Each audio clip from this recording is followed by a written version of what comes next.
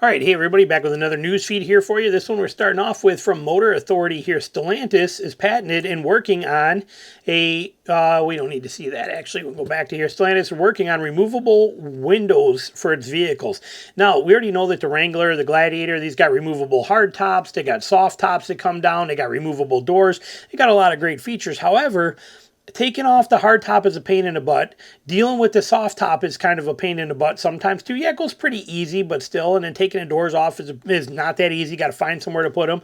So it's a great thing for beach days and people that can park their truck in a garage and go hit the beach with it regularly and not drive as far. It's not a bad thing to go or a way to go. We take our Freedom panels off all the time. Love the simplicity of them.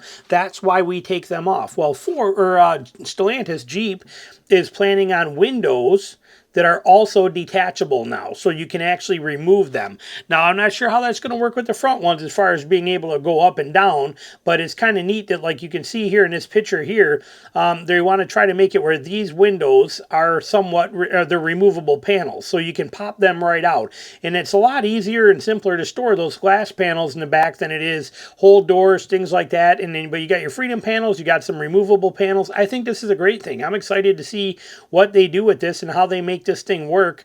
It looks pretty neat, pretty interesting.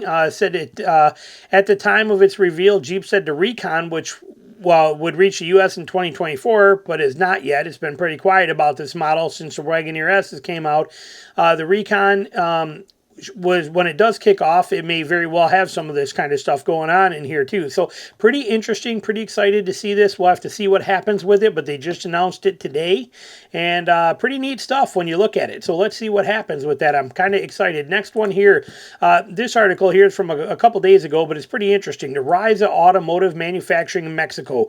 You can read the whole article if you want to. We're just going to highlight it, some of it. We know that there's a bunch of vehicles being made in Mexico now, almost more than anywhere else. I mean, Mexico is like the #1 spot for manufacturers to build their vehicles. Okay, Mexico has become the 7th largest passenger automotive manufacturing hub as of 2023, with 1 million Mexican-based auto workers producing 3.5 million gas and electric units per year. Okay, it's pretty impressive how they got what they got going on down there. All of them are down. Everybody's got stuff going on down there, and it's part of the NAFTA agreement here, so that we can have this free trade between U.S., Canada, and Mexico that allows this all to happen for us. And then there's other automakers besides U.S. automakers that are over there as well now too, including China ones, Asian, Europeans.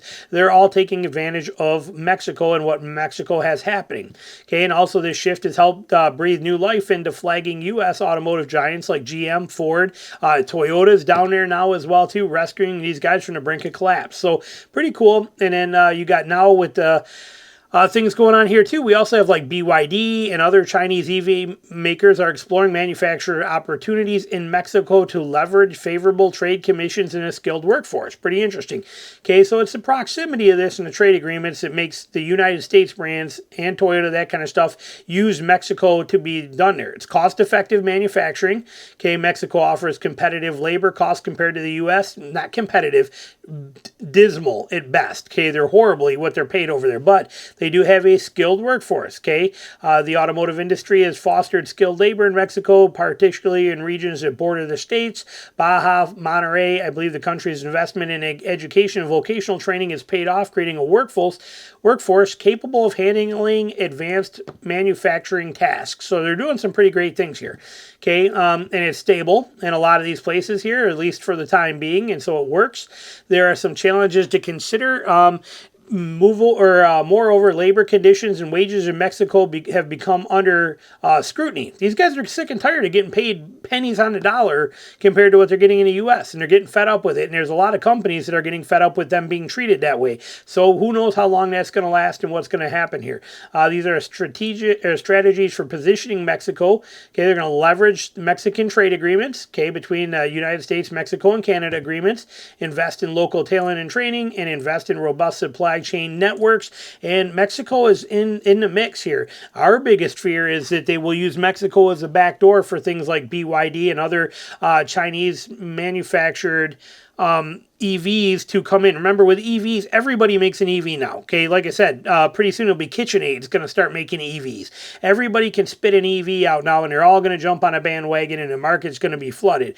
The way they get into the U.S. is going to be through Mexico. That's how it's probably going to happen. So we got to pay attention to what happens in Mexico and how things are, because it does affect us. It will affect us. Okay, they are talking in here. They did say that there will be some. They're going to make some investments some trade policies here that even on Mexico, if they're Chinese made, but even in Mexico, they're going to stop letting them over here, things of that nature. So there's some stuff, it's in here if you want to read it. I don't remember where I saw it. I read this whole article. It's very interesting. Right here, for instance, increased tariffs on goods like Chinese companies, even if manufactured in Mexico, could disrupt the supply chain. So they got a lot of things they're working on here. Pretty interesting. Moving on from there, we got another one right here, the main one. We have good news for those eyeing a 2025 Chevy Silverado. What did Chevy do? What did Chevy do? They didn't raise their prices. And if they did, they were dismal at best. Let that sink in, because they basically did the same thing for 2023. So it's 3 years of the prices being very close to each other. Not jumping sky high like Toyota did and the stupidness over there. Not even, a little bit. Let's look at it. Here it is right here, okay? Here's the 2024 price on these Silverados, all right? So you could read this if you want to, from their custom trail boss all the way to high-end, high luxury, high country. They got it all here for you. What's new for it? Chevy hasn't officially announced the changes coming for the 2025 Silverado. GM Authority has given us a preview. GM will remove 4 exterior color options. These ones here. Unfortunately, Harvest Bronze Metallic will be gone. I love that color. Replacing these with Cypress Gray, Riptide Blue Metallic, which is very cool. We know that. We know that the other updates for 25 include standard cruise control for the work truck trims. Very nice. Right now it's an option. These 275, 65, 18 Blackwall Goodyear Wrangler Territory MTs will become an option on the LT Trail Boss trim, replacing the bigger 20-inch wheels. We like that, okay? Trail Boss trim does not need 20s.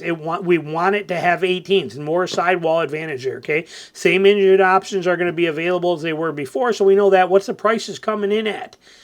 So here we go. We take a look at this is 2024, and here's the difference, okay? Look at right across the board. Look at the difference. 300, 100, 200, 100, 200, 900 on the LT Trail Boss. That one did go up pretty good there. It's the most expensive increase on the LT Trail Boss. Okay, now not the custom Trail Boss, but the LT Trail Boss.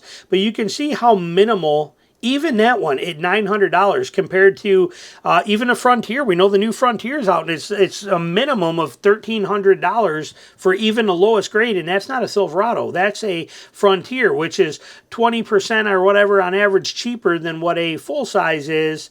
And so when you take that percentage into the equation of being up $1,300 minimum on a $30-something thousand truck versus being $900 up on a $60,000 truck, it's much more of a smaller percentage of an increase here. They did not go crazy. And these prices include the mandatory $19.95 destination fee. So Chevy did us right. They did us a solid here. Look at this right here. Now I know some comments are going to be like, but they can't make an engine. They got lifter problems. They got all this stuff. Every manufacturer out there today has got blown motors going somewhere. Okay, they got transmission problems. They got issues everywhere. Actually, the only one that's really holding its own really good right now is Nissan, and that's because they only got one truck. Okay, if Chevy only had the Colorado, Chevy would be on fire right now. It's like one of the best running trucks out there in the world. It's doing phenomenal as well too. Okay, so but as a whole, Chevy, they're struggling a little bit with some of their V8s. But however, you can get this truck in the amazing 2.7, and many people do, and it is incredible. And it might be your better bet right now till they dial in some of the issues they're having. But on the same note, Chevy always takes care of its people. But you can see, here's the list. Very small increases. Hats off to you, Chevy, for this, for not getting too carried away and doing stupid stuff and jumping them up another $2,000 or $3,000. You kept it real. You kept it simple. We like it. Well done. Let me know your comments down below. Thanks for watching.